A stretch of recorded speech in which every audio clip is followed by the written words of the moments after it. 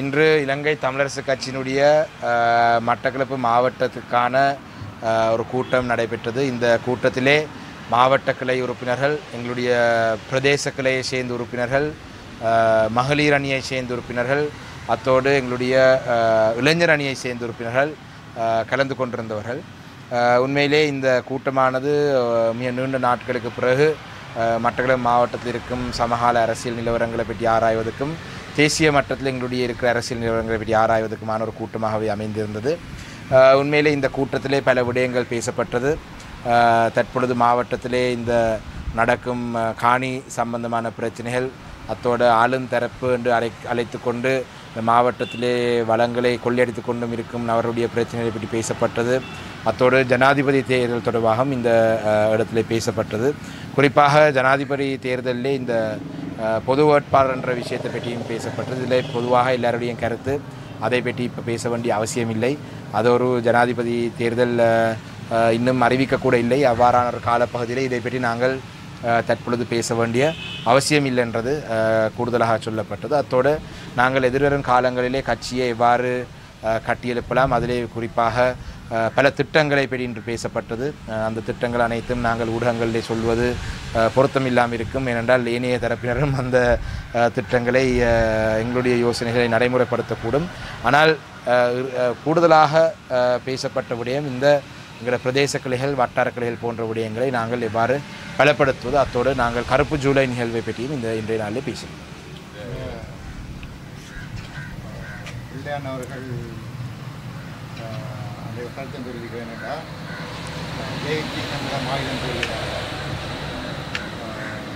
கருத்தை முன்வச்சு அவரால் ஜேவிபியும் ஆயுதம் வச்சு நான் நினைக்கிறேன் நான் கேட்குறீங்களா? உண்மையிலே நான் நினைக்கிறேன் ஆயுத குழுக்களாக செயல்பட்ட ஒட்டுக்குழுக்கள் பலரை உண்மையிலே விசாரிக்கத்தான் வேண்டும். அவங்களுடைய ஆயுதங்கள் அவங்க மீண்டும் ஒப்படைத்தாங்களா, இல்லாட்டி இந்த ஆயுதங்களுக்கு என்ன நடந்தது? ஏனென்றால் கணக்கு வழக்கு இல்லாமல் இந்த ஆயுதங்களை அவரிடம் இருந்ததான்றது எங்களுக்கு தெரியாது. உண்மையிலே இந்த விடயங்களை பற்றி நாங்கள் பல தடவைகளில் சொல்கிறோம்.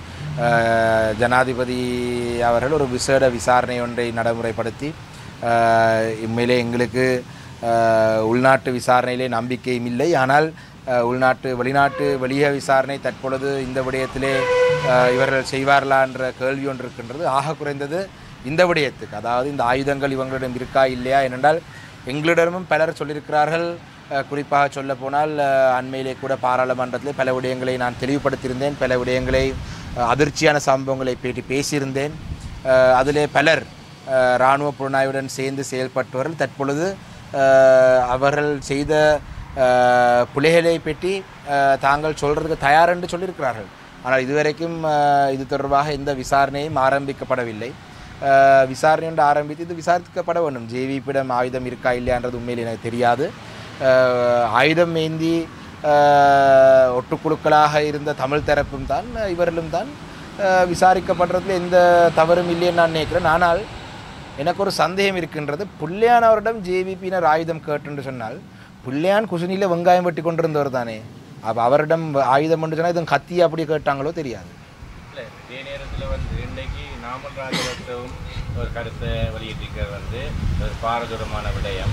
இந்த விடயம் தொடர்பாக ஒரு ஆணைக்குழு அமைச்சு குற்றவாளிகளை கண்டுபிடிக்கணுன்ற கருத்தை விளைவிக்கும். ஏற்கனவே உங்களுக்கு தெரியும், இவங்க ஆட்சி காலத்தினால் இவர் வெளியில் வந்தது. இவங்களோட கருத்தை நீங்கள் வருவாங்க இல்லை? உண்மையிலே நாமல் ராஜபக்சே பொறுத்தளவிலே நாமல் ராஜபக்ச தற்பொழுது அவருடைய செயல்பாடுகள், அவர் நடந்து கொள்கிற விதமெல்லாம் பார்த்தால் அவர் ஏதோ வேறொரு குடும்பத்தை, அவர் கடைசி பேர் ராஜபக்ச இல்லை, அவர் மஹிந்த ராஜபக்சவின் மகன் இல்லை, மொட்டு கட்சியிலே அவர் அங்கத்தவராக இருக்கவில்லை, இந்த நாட்டை மோசமாக்குன நிலைக்கு கொண்டு போனதிலே தனக்கு பங்கு இல்லை, ஏதோ ஒரு புதிய ஒரு கரைப்படாத ஒரு நபராக இன்று அவர் தன்னை அடையாளப்படுத்திக் கொள்ள முயற்சி எடுக்கிறார். அதிலேயும் குறிப்பாக ராஜபக்ச குடும்பத்தினருடன் இருந்து அந்த விடயங்களோட தான் சம்பந்தம் இல்லாத மாதிரியான விடயங்களை சொல்கிறார்.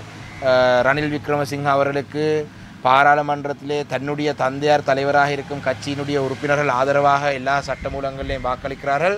நாமல் மட்டும் அந்த வாக்களிப்பை பகிஷ்கரிக்கிறார். நாமல் ராஜபக்ச வெளிப்படையாக சொல்கிறார், சொத்துகள், அரசாங்கத்துடைய சொத்துக்களை நாங்கள் ஒருபோதும் விற்க விட மாட்டோம் என்று சொல்கிறார். ஆனால் அதே நாமல் ராஜபக்ச உடைய அப்பா தலைவராக இருக்கும் சித்தப்பா அமைப்பாளராக இருந்து கொண்டிருக்கும் கட்சியிலே இருக்கும் ஏனைய தரப்பினர் ஆதரவாக வாக்களிக்கிறார்கள். அப்போ இது ஒரு மிகவும் ஒரு வேடிக்கையான ஒரு விடயம். அந்த வகையிலே இருந்தாலும் கூட நாமல் ராஜபக்சவை அவ்வாறு சொல்கிறார் என்று சொன்னால் வரவேற்கிறோம். விசாரணைகள் நிச்சயமாக நடத்தப்பட வேணும். குறிப்பாக மட்டக்களப்பு மாவட்டத்திலே நான் அடிக்கடி சொல்லி வர ஒரு விடயம் 2005ஆம் ஆண்டிலே இருந்து நடத்தப்பட்ட அதுக்கு முந்தைய காலப்பகுதியிலே நடந்த விஷயங்களும் விசாரிக்கப்பட வேணும். ஆனால் 2005ஆம் ஆண்டிலே இருந்து நடைபெற்ற கொலைகள் அனைத்தும் ஒழுங்கான விசாரணைகள் நடத்தப்பட வேண்டும். நான் பல இடங்களிலே சொல்லியிருக்கிறேன், இவர் சிவனேஸ்வரை சந்திரகாந்தனை உடனடியாக கைது செய்து விசாரணை செய்தால் பல உண்மைகள் தெரிய வரும். அப்போ நாமல் ராஜபக்சவும் அதே விடயத்தை சொல்கிறார் என்று சொன்னால் வரவேற்கத்தக்க விடயம். சில நேரம் ரணில் விக்ரமசிங்கக்கு புள்ளியான ஆதரவு என்று சொன்னபடியே இப்போ நாமல் சில நேரம் புள்ளியானபடி உண்மைகள் சொல்ல வாராரோ தெரியாது. ஏதோ பொறுத்திருந்து பார்ப்போம். பார்லமெண்ட் அமர்வுகளை புறக்கணிக்க போவதாக ஒரு செய்தி உண்மையிலே பாராளுமன்றத்திலே பொறுத்தளவிலே பிரதானமான எதிர்க்கட்சி சஜித் பிரேமதாசாவுடைய ஐக்கிய மக்கள் சக்தி. நாங்கள் எதிர்க்கட்சியை சேர்ந்த பாராளுமன்ற உறுப்பினர்கள் தான். ஆனால் நாங்கள் ஒரு தனி கட்சியாக தான் நாங்கள் பயணிக்கிறோம். அந்த எதிர்க்கட்சியிலே எங்கட கட்சியை பொறுத்தளவில் அவ்வாறு எந்த தீர்மானமும் எடுக்கப்படவில்லை. நான் அறிந்த வகையிலே நாங்கள் நிச்சயமாக இந்த விவாதத்திலே கலந்து கொள்கிறோம். என்னால் நாங்கள் கடந்த காலத்திலேயும் எங்களுடைய கட்சியை பொறுத்தளவில் நான் பாராளுமன்ற உறுப்பினராக தெரிவு செய்யப்பட்டதுக்கு பிறகு நாங்கள் எந்த ஒரு விவாதத்தையும் நாங்கள் பகிஷ்கரித்து நாங்கள் வெளிநடப்பு செய்யவில்லை. நாங்கள் வெளிநடப்பு செய்தாலும் அன்றைய நாளில் எங்களுக்கு ஒதுக்கப்பட்ட நேரத்திலே பேசிவிட்டு தான் வெளிநடப்பு அதுக்கான காரணத்தை சொல்லி தான் நாங்கள் வெளிநடப்பு செய்திருப்போம். அந்த வகையிலே ஜனாதிபதியினுடைய இந்த விசேட உரையை பற்றியான விவாதம், இந்த விவாதங்களிலே சாதகங்கள் பாதகங்களை பற்றி நாங்கள் பாராளுமன்றத்திலே விவாதிக்கிறதுக்கு தான் அந்த பாராளுமன்ற அமர்வு இருக்குது. வாக்கெடுப்பை பொறுத்தளவிலே ஜனாதிபதி அவர்கள் இதுவரைக்கும் எங்களுக்கு இந்த சர்வதேச நாணய நிதியத்துடன் செய்யப்பட்ட ஒப்பந்தங்களை பற்றி எதுவும் எங்களுக்கு பாராளுமன்ற உறுப்பினராக எங்களுக்கு தரவில்லை.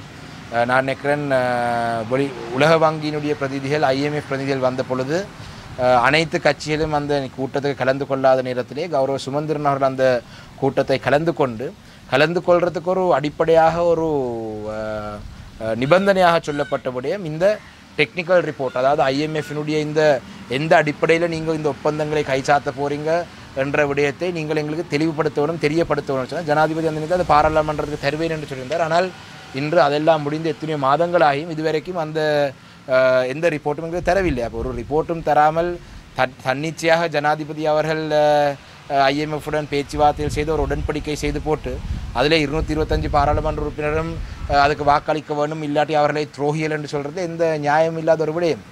நாங்கள் அதிலே வாக்கெடுப்பில் என்ன முடிவுகள் எடுக்க போகிறோம்ன்றது ஒரு கட்சியாகத்தான் நாங்கள் அனைவரும் சேர்ந்திருந்து நாங்கள் ஆராய்ந்து முடிவெடுக்க வேண்டும். அது நான் நினைக்கிறேன் பாராளுமன்ற அமர்வுகள் நடைபெறும் பொழுது நாங்கள் அதை பற்றி பார்க்கலாம். ஆனால் பகிஷ்கரிப்புன்றது நான் என்னுடைய நம்பிக்கை பகிஷ்கரித்து எந்த பிரயோசனம் இல்லை, எந்த விடயத்தையும் பகிஷ்கரித்து பிரயோசனம் இல்லை. குறிப்பாக அவ்வாறு என்று சொன்னால் நாங்கள் பாராளுமன்ற தேர்தலை பகிஷ்கரித்து தான் இருக்க வேண்டும்.